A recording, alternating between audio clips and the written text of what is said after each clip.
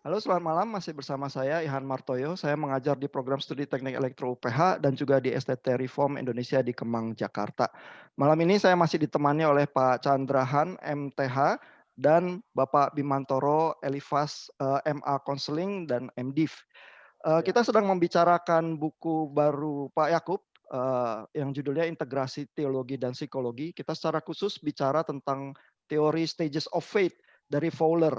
Di dalam klip yang pertama kita sudah menjabarkan ya stage 0 sampai stage 7, stage 6 dari stages of faith-nya Fowler.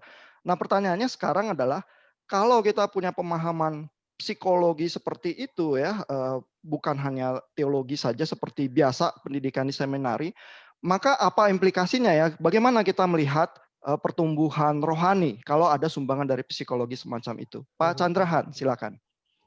baik ya. Ini jadi menurut saya begini ya. Ini kan apa yang Pak Yakub kerjakan kan sebetulnya eh, sebuah apa ya, sebuah hasil yang fenomenal menurut saya ya.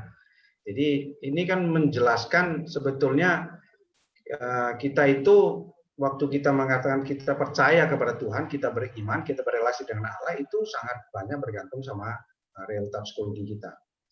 Nah, seharusnya kalau kita memahami realita psikologi kita dengan tepat, kita tidak mudah untuk apa ya, ditipu. Kita merasa bahwa kita sudah sampai di level kenyataannya sebetulnya tidak demikian. Dan itu menurut saya ya, psikologi psikologi yang di buku Pak Yakub ini, pemahaman psikologi itu menolong saya untuk lebih jujur ya dengan diri saya seperti apa sebetulnya. Sehingga saya tidak merasa takabur, saya tidak merasa bahwa saya sudah sampai di level sangat tinggi, padahal sebetulnya tidak demikian. Jadi menurut saya ini menolong saya untuk lebih jujur dengan diri saya yang masih butuh Tuhan daripada terjebak dalam kebohongan-kebohongan yang sebetulnya itu sangat subjektif ya menurut saya. Jadi mungkin ya bagi saya kita lebih mampu aware dengan subjektivitas kita yang selalu melihat diri kita baik, sementara realitanya di hadapan Tuhan itu kita mungkin bobrok. Jadi mungkin kita lebih ready ya untuk menjadi merendah ya, orang bilang yang merendahkan Ya, diri itu lebih ready. Kalau dengan adanya realitas psikologi seperti itu yang menurut saya itu perlu dipahami dengan baik. Oh, ini menarik sekali nih. Jadi kita supaya tidak gampang tertipu ya, karena pada kenyataannya ternyata banyak ya orang-orang yang sudah pendeta atau apa, terlibat politik tahu-tahu kok jadi sangat dangkal begitu ya. Karena kan kalau ngomong-ngomong teologi itu kan gampang ya dengan latihan, tapi realita psikologisnya ternyata begitu kompleks ya, supaya jangan tertipu kata Pak Chandrahan ya. Saya ke Pak Bim nih, gimana Pak Bim, sumbangan psikologi itu untuk pemahaman kita? jadi gini, sekali lagi perlu kita ingat sama-sama bahwa apa yang Fowler sampaikan dalam Stages of Faith ini sebetulnya kita bicara masalah ideal. Jadi kamu akan mencapai level ini kalau tadinya secara psychological itu kamu siap untuk level itu. Dan artinya apa sih? Oh, ada organismic value proses yang orang itu alami dalam setiap stages-nya. Ada masalah parenting, ya kita bicara masalah internal dia, ya. Lalu apalagi ada masalah juga sosial ekonominya, ya tentu akan beda seperti. Nah, anak-anak yang lahir di masa pandemi ini tentu beda loh sama anak-anak yang lahir ketika semua sudah stabil. Ini kita akan bicara tentang walaupun ada vaksin tuh 3 sampai 5 tahun baru semua orang, kita tuh 270 juta. Artinya akan banyak sebenarnya pergumulan di masa ini yang membentuk sebuah generasi yang lahir tahun 2019, 2020 itu tentu akan beda. Orang tua yang stres ya, yang di rumah aja, yang kena PHK massal ya, ekonomi jeblok nggak keruan, itu akan mempengaruhi psikologi seseorang. Jadi saya melihat yang Pak Chandra bilang tadi, oke, ini sekedar patokan bahwa yang saya tangkap yang ingin Pak Yakub sampaikan adalah hati-hati dengan jebakan psikologi kamu gitu. Makanya tidak heran ada pendeta besar ya, lalu ternyata ada masalah di sexual harassment. Padahal dia seorang apologet yang luar biasa sekali gitu. Ya, ada seorang pendeta yang jadi selalu mengkhotbahkan tentang LGBT itu dosa segala macam. Ternyata dia adalah seorang homoseksual gitu loh. Jadi ini masalah psikologi. Jadi kita bicara tentang Daud yang biji mata Tuhan, iseng-iseng jalan-jalan kena sama Batseba. Bicara masalah psikologi gitu. Tapi Tuhan masih pakai. Nah, ini yang kita mesti hati-hati adalah jangan kemudian kita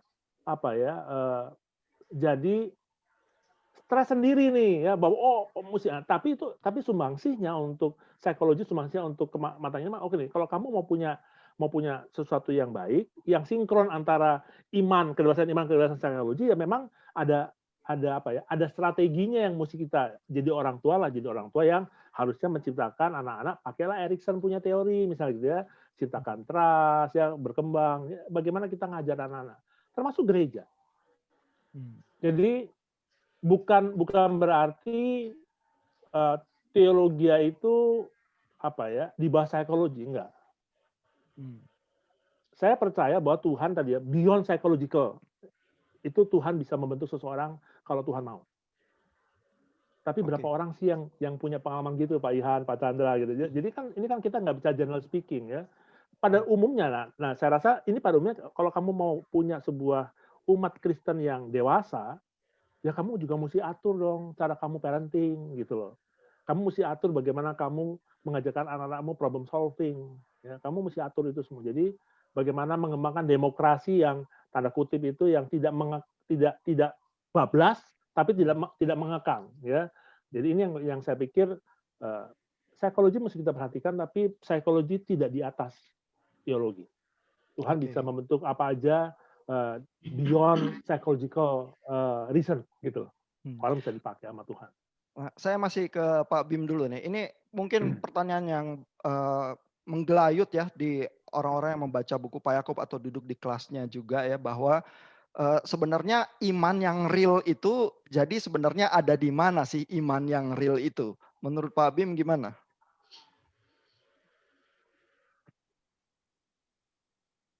Karena kalau Pak Bim ingat dan Pak Chandra juga ya duduk di kelas Pak Yakub, ujian Pak Yakub itu cuma satu soal biasanya. Dari mana kamu tahu kamu sudah beriman? Begitu. Itu tampaknya sih untuk memukul kita yang harus ujian itu untuk mulai berpikir ya. Jadi iman itu apa dan sebagainya. Iman yang real itu seperti apa ya. Lalu kalau kita lihat trajektorinya stages of faith-nya Fowler dan kita mulai mendengar kuliah Pak Yakub, terus kita menjawab pertanyaan itu seperti apa? Iman yang real itu sebenarnya jadi di mana? Apakah stage rendah itu iman itu tidak real? Apakah baru stage tertentu iman itu jadi real? Bagaimana Pak Bim? Buat saya gini, jadi definisi imannya dulu apa gitu. Ya kan? Jadi ada orang-orang yang definisi iman itu mungkin yang bagi saya yang mesti kita lihat apakah sesuai nggak dengan Tuhan. Iman apa sih? Misalnya bahwa kita pakai 12 pengakuan iman rasuli. Itu kan definisi iman, ya. Oh, saya percaya bahwa aku percaya akan Allah Bapa, itu Putra kemudian Roh Kudus, lalu yang lain-lain yang di bawahnya itu. Jadi, nah, untuk saya mau nggak mau memang mesti sesuatu yang bisa kita rasakan ya. Allah itu bekerja dengan cara yang unik untuk setiap orang. Nah, bagi saya ini jadi buat saya iman yang utama adalah saya percaya bahwa tidak ada satupun dari yang saya lakukan bisa membuat saya peroleh keselamatan. Itu iman. Sehingga saya butuh Yesus. Nggak ada satupun yang saya lakukan baik ketika saya mencoba menerapkan psikologi development ini sama anak-anak saya, entah di gereja atau di mana itu, tidak ada satupun usaha manusia bisa memperoleh keselamatan. Kamu hanya bisa Yohanes 3:16, dah percaya aja. Makanya Yesus bilang dengan iman bisa sesuai, kamu bisa katakan gunung itu terbantun dia gitu. Dengan iman yang kecil aja. Tapi kecil itu kan buat saya, nah ini yang saya pikir buku-bukunya Pak Yakub itu buku-buku yang tidak selesai. Kita disuruh mikir harusnya. Nah seringkali kita nggak mikir, kita main baca aja, udah selesai. Sama seperti kita baca Alkitab gitu ya, baca Alkitab tahunan supaya khatam dalam waktu 7 bulan ya, dari Kejadian sampai Wahyu. Tapi sebenarnya nggak dapat apa-apa, cuma khatam aja gitu loh. Padahal kalau Pak ini selesai. Jadi kalau satu ayat belum selesai. Kalau saya tanya eksplisit ya, misalnya intuitif, projektif lah. Dia kalau mengartikulasikan kredo Hmm. atau apa nggak mampu gitu, tapi dia rasa dia trust satu being yang mungkin dia nggak bisa pahami dengan sepenuhnya begitu ya. Itu imannya real atau nggak Hmm. intuitif projective gitu misalnya. Hmm. Real. Karena anak usia 4 sampai 6 tahun buat saya real. Oke. Oke.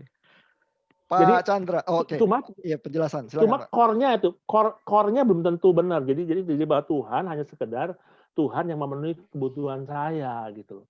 Nah, itu kan itu mesti bagi saya itu core belief yang keliru lah gitu ya. Nah, itu yang mesti kita sama-sama tapi untuk orang-orang usia gitu itu yang real. Tuhan itu sesuatu yang memenuhi kebutuhan saya. Oke, jadi imannya real, ekspresi psikologisnya yang Ya, belum matang begitu ya. Pak Chandra ya. gimana Pak? Ya, kalau ditanya iman yang real itu apa ya? Nah, kalau saya misalnya compare ya, 0 sampai 6 nih misalnya ya. Apakah orang yang 6 itu akan pergi ke gereja terus? Jawaban saya pasti akan pergi. Ya. Dan apakah yang 6 itu tidak menikmati gereja dengan suasananya misalnya? Iya, dulu orang tua saya ngajak saya ke sini. Tapi sebetulnya sekarang saya tetap lakukan ini karena saya lakukan ini untuk Tuhan. Nah, sama dengan yang 0 itu, mereka ke gereja tapi dengan satu kesadaran, iya ya, saya dari kecil begini loh. Saya kasih tahu ya, di TC itu ada begini, ada beberapa mahasiswa yang datang ke saya, walaupun cukup banyak sebetulnya. Pak, saya nggak tahu kenapa ya. Dulu saya itu punya kebiasaan dari kecil orang tua saya itu kalau sebelum habis makan tuh kita baca Alkitab, baca ya 1-2 ayat, habis itu kita doa untuk selesai. Di sini saya sudah masuk di TC kuliah nih ya, harus mandiri asrama semua.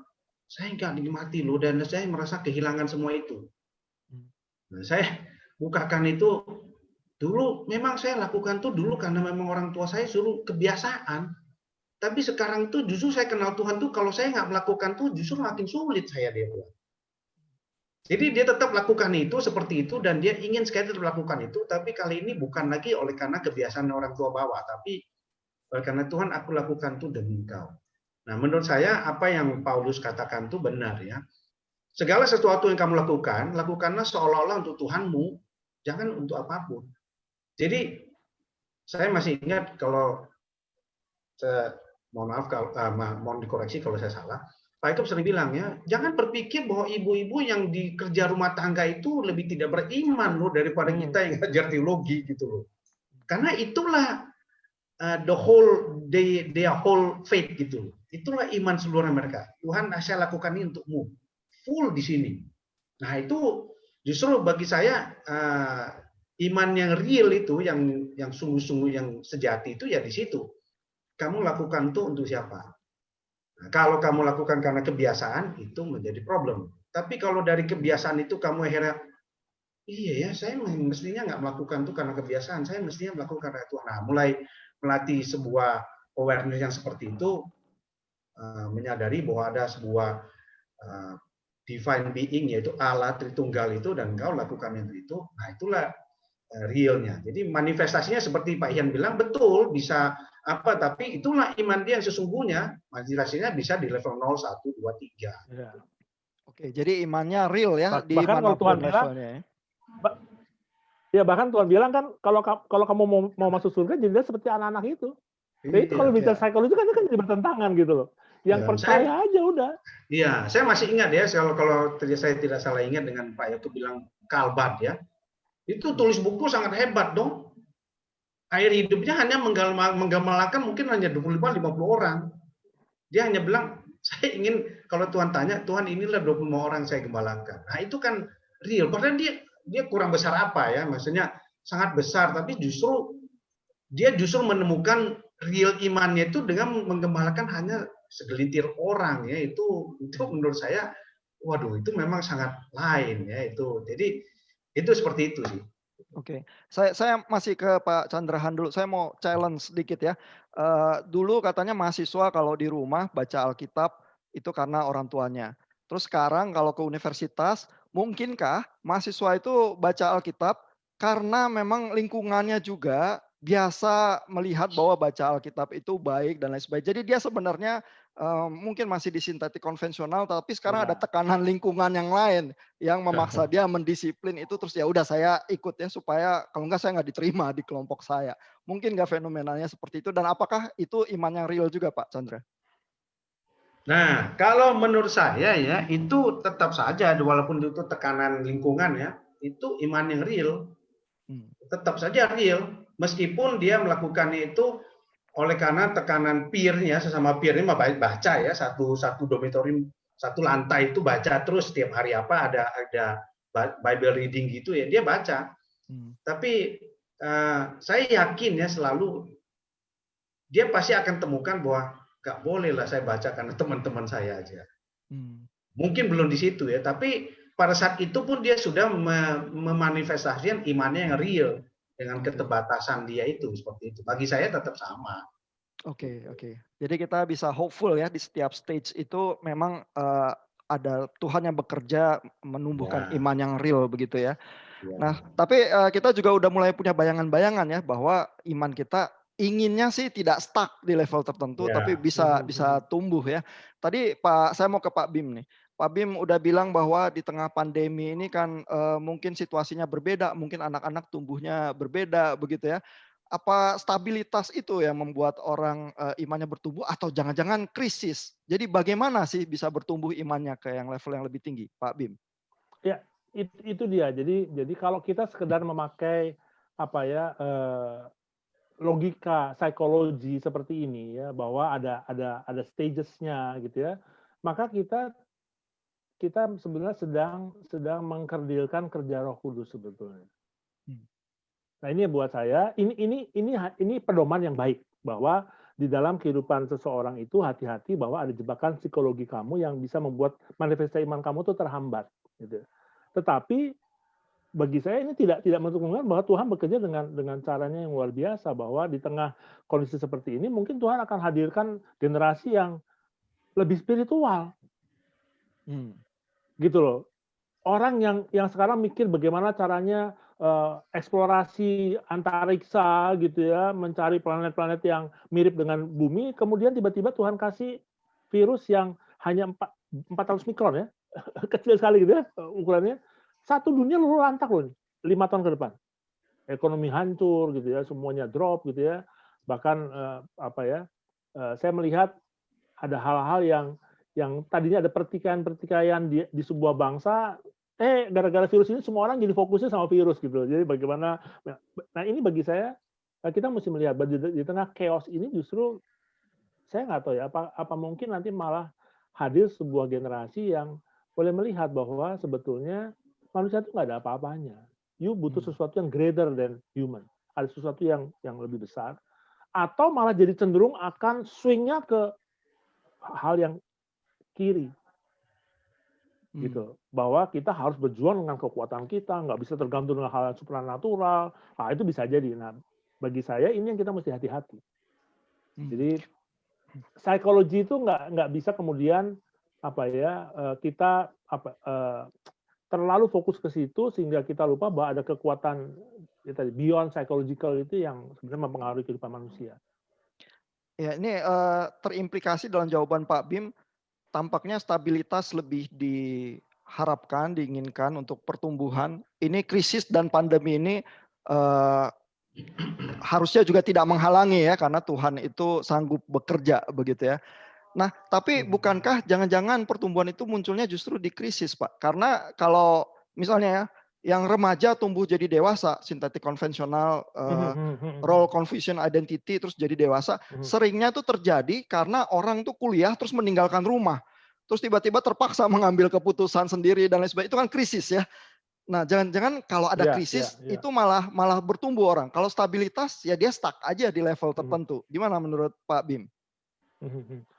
Iya itu saja. Makanya kalau kita pakai psikososial, sosial orang itu yang mempengaruhi sebetulnya bagaimana dia bertumbuh. Bukan dirinya sendiri. Jadi dirinya itu dibentuk oleh sosial, karena namanya psikososial. Jadi orang-orang sekeliling orang itu signifikan others itulah yang membentuk dia. Saya setuju sekali ada banyak anak-anak yang tadinya makan aja ditentuin, bahkan kuliah itu ditentukan. Oh, kamu masuk elektro aja, ada Pak Ihan di sana. Wah, padahal dia nggak terlalu suka elektro. Tapi begitu dia ke sana, dia ketemu dengan orang-orang yang memberikan inspirasi, akhirnya dia tumbuh kesadaran sendiri. Tapi saya setuju sekali dengan yang tadi Pak Chandra katakan ya, seperti di TC itu kan sebuah komunitas yang kemudian mengembangkan satu kebiasaan yang sepertinya sekedar tingkah laku agamawi, sepertinya. Ya, tapi buat saya lebih baik begitu bisa karena gini, sebuah tingkah laku yang agamawi yang kita pelihara itu lebih bisa memunculkan kesempatan-kesempatan yang membuat orang tuh mau menggali tentang Tuhan. Jadi tergantung bagaimana komunitasnya itu kemudian melakukan problem solving. Jadi bagi saya sangat pengaruh betul. Jadi ketika dia krisis, lalu orang tuanya tetap tenang, ya, tetap ngajak doa, ya, tetap kemudian menyerahkan kepada Tuhan. Anak-anak terlatih loh.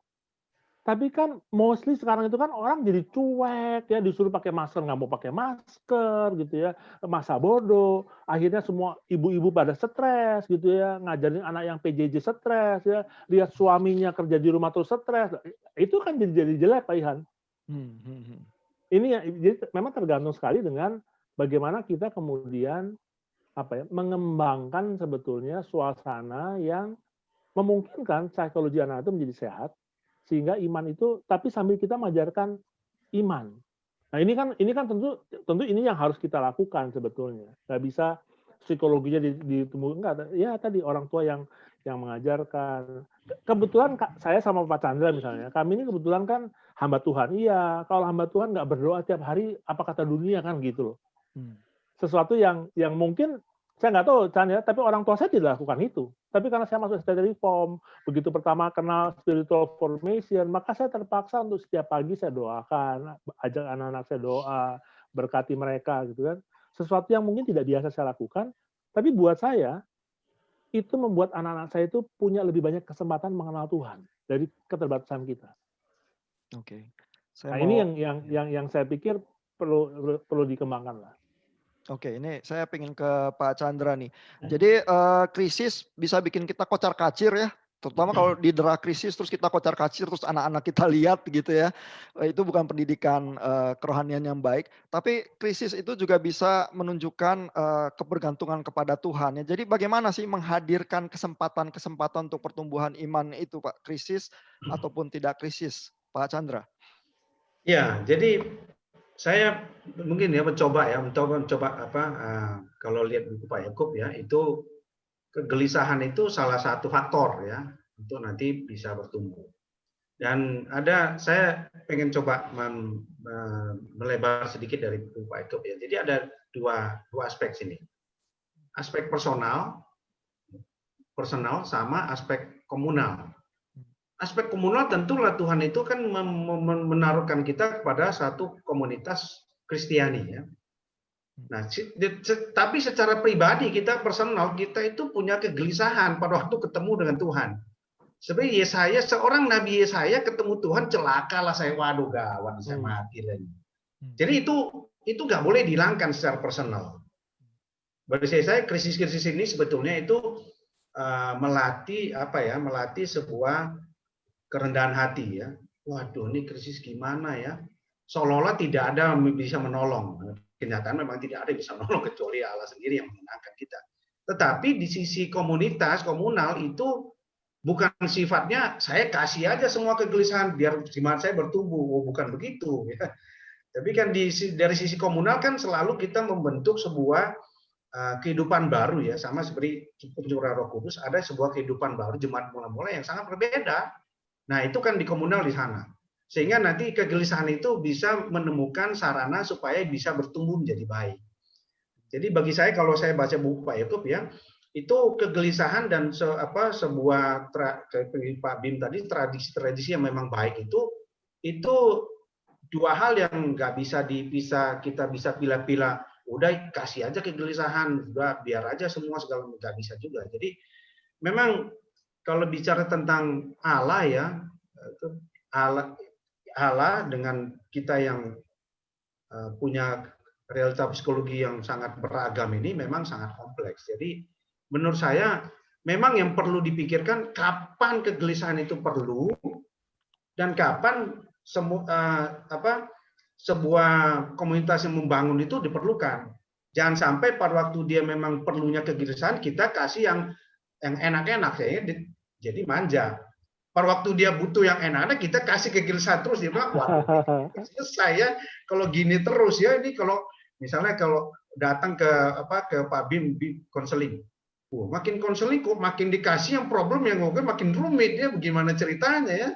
Nah itu menurut saya hikmat untuk kapan kegelisahan itu diberikan sehingga orang bertumbuh, dan kapan hal yang sifatnya itu membangun atau sebuah tradisi yang baik itu menolong untuk bertumbuh ya imannya, itu sangat penting. Itu sih. Oke, jadi tampaknya pertumbuhan itu sendiri juga satu paradoks ya, butuh kegelisahan tapi juga butuh dukungan dari komunitas begitu ya. Oke, terima kasih Pak Bim dan Pak Chandra. Kita akan mendiskusikan kalau buku Pak Yakub ini sudah dituliskan, lantas apa selanjutnya PR dari kita untuk berpikir ya. Di klip yang berikutnya akan kita diskusikan.